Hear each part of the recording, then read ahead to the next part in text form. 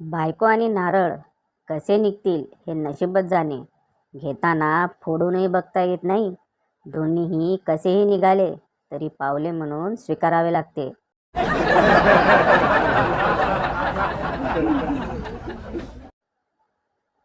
दारू पियो तो आँख लाल, प्यार किया तो दिल लाल, किस किया तो ओठ लाल, पकड़े गए तो पीठ लाल और बच गए तो जियो मेरे लाल.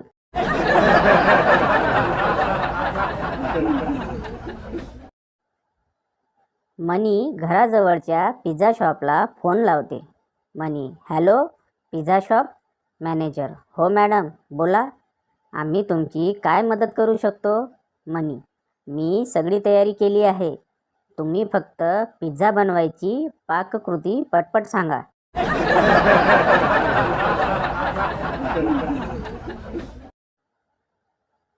मास्तर वर्गात तोंडी परीक्षा घेत असतात.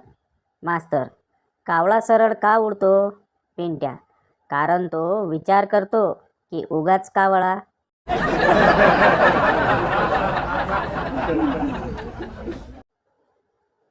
नवरा, तुमच्या महिला मंडळात तुम्ही एकमेकींच्या भानगडी बद्दल बोलत असता, मग तू रोज जातेस तरी कशाला?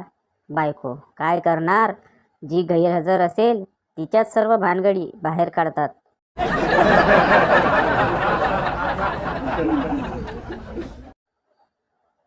डिलिव्हरीच्या वेळेस बायको, देवा मुलगा होऊ दे. नवरा, देवा मुलगा होऊ दे प्लीज. देव, माकडांनो गप्प बसा, नाहीतर असा आयटम बनवेल की तुम्ही दोघं पण रडत बसाल आणि तो टाळी वाजवेल.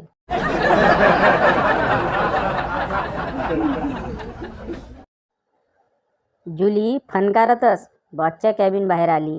रिसेप्शनिस्ट, का ग काय झालं?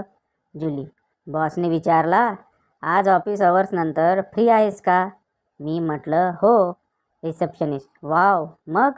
जुली, कसलं वाव आणि कसलं काय, ही 50 पानं दिली टाईप करायला.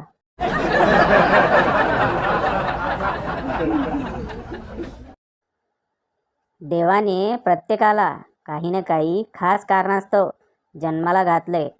आपल्याकडून काही खास होत नसेल तर टेन्शन घेऊ नका. कदाचित आपल्याला आराम करण्यासाठी पाठवलं असू शकतं.